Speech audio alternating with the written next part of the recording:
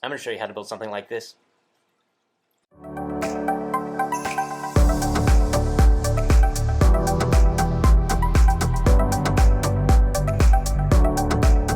If you're watching this at my first fish tank, you know me. I'm Matthew. But if you're watching this at Marine Depot, you might be like, who the heck is this guy? I'm Matthew from My First Fish Tank. Marine Depot and My First Fish Tank, and Gus, I guess, are teaming up to bring you beginner content for the saltwater aquarium hobby, beginning with this collaboration, which is a 10-part series. Think of this as like an introductory level college course called Marine Husbandry 101, and you only have one assignment: build a saltwater fish tank. To serve as the educational centerpiece for this entire 10-part series, we're going to be using the brand new Nuvo Concept Encore Pro from Innovative Marine with the APS stand. It's an all-in-one system, 20 gallons in total, but it's actually two separate 10-gallon tanks that are put side to side with low iron glass throughout. That means you get two separate filters, two separate filter socks, 2-time custom caddy, 2 times the DC return pumps, mesh screens.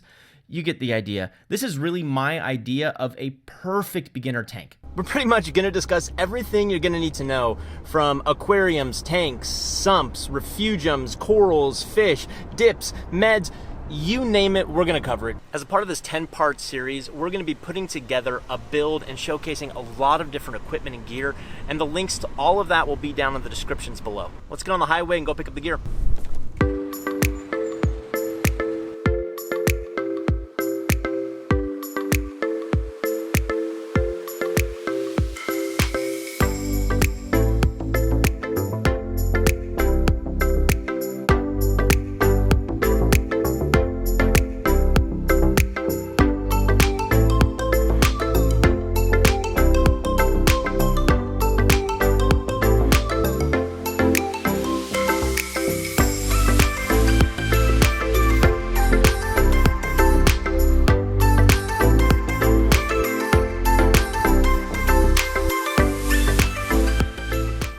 I was a teacher for many years, and they taught us this method called backwards design. Basically, you start with what the student needs to learn first, and you design the entire class and every lesson plan around that goal. I think we can use a similar method for fish tanks. What's your dream tank? What are your goals? Do you want something small, like a 10-gallon nano tank with a couple clownfish? Maybe something in the medium range, 40, 50, 60 gallons, so you can have space for corals and a few more fish? Or are you dreaming big, something huge, 120, 200 gallons, that you can pack in as many fish as humanly possible, plus buy all the expensive techie gear that you can afford? Whatever that goal of yours is, start there and build everything around it.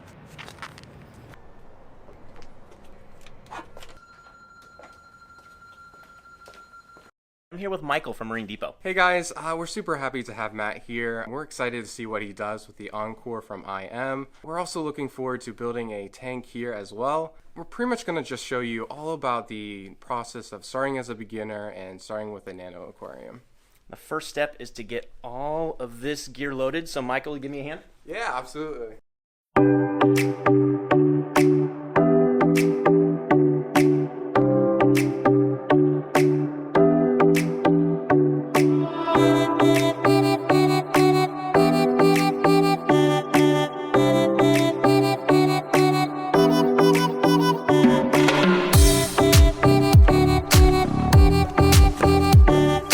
There are two great places to start. The first is marinedepot.com. Scroll to their Aquariums tab and you can browse their huge selection of tanks. For this 10-part series, we're going to be building the Nuvo Concept Encore 20 Pro Bundle by Innovative Marine.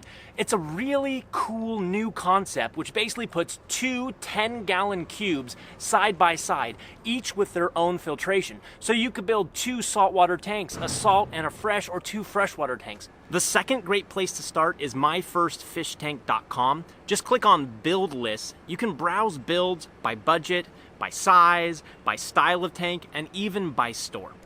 Okay, if I don't hit traffic, I can be home in a couple hours. So let's get this gear home.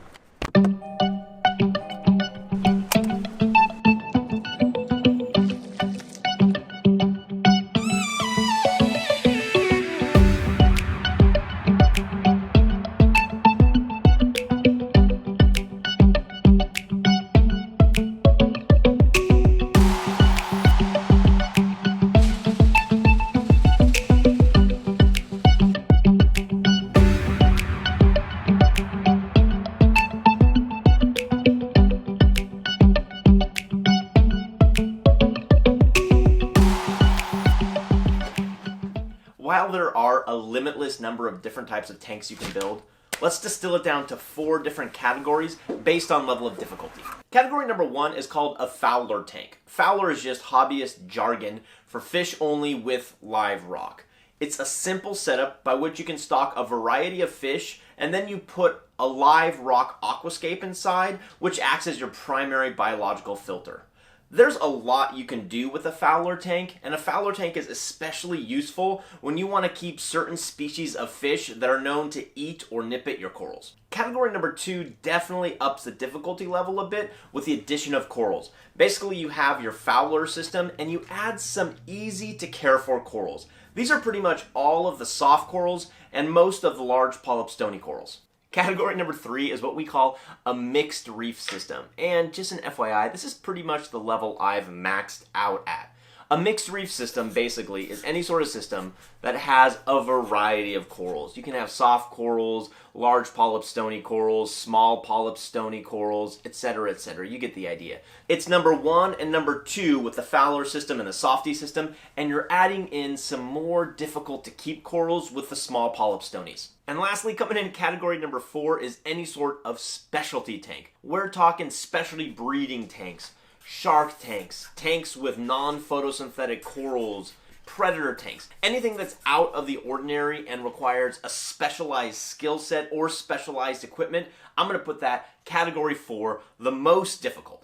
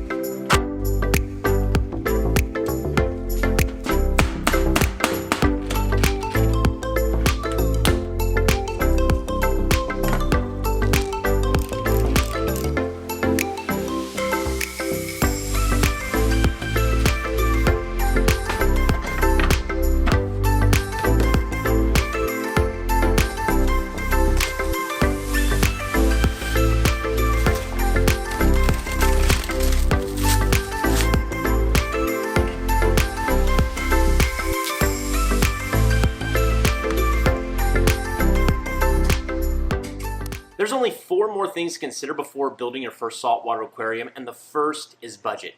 You could spend under $300, but easily over $5 grand building your first saltwater fish tank. My recommendation would be to start on the more budget-friendly side. That way you can learn the ropes, and then you can always upgrade at a later date. The second thing to consider is location. Is this going to be some sort of like ugly quarantine tank that nobody's going to see, or is it going to be a centerpiece that every guest is going to walk by?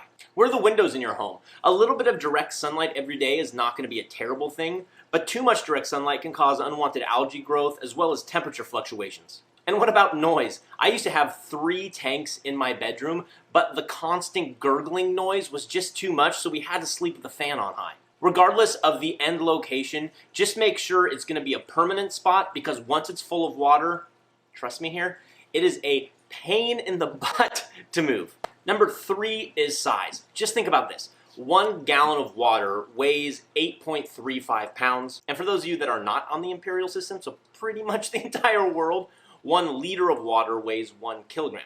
That means that a 100-gallon tank weighs 835 pounds in water alone. So the big question you need to ask yourself is, can your floor support the weight?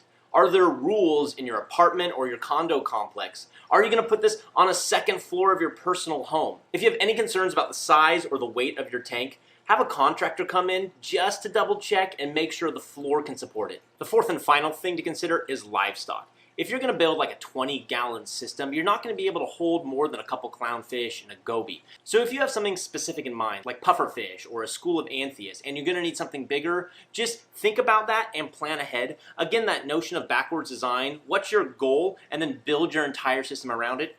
Just so you know, back behind me, that's 20 total gallons, 10 on each side. Coming up next week in part 2 of Saltwater Aquariums Demystified, everything you need to know about tanks and stands. Links to everything you saw in this video is in the description below, as well as links to Marine Depot and my first fish tank. Do us a favor, like, subscribe, and we'll see you next week. Happy reefing, everybody. you.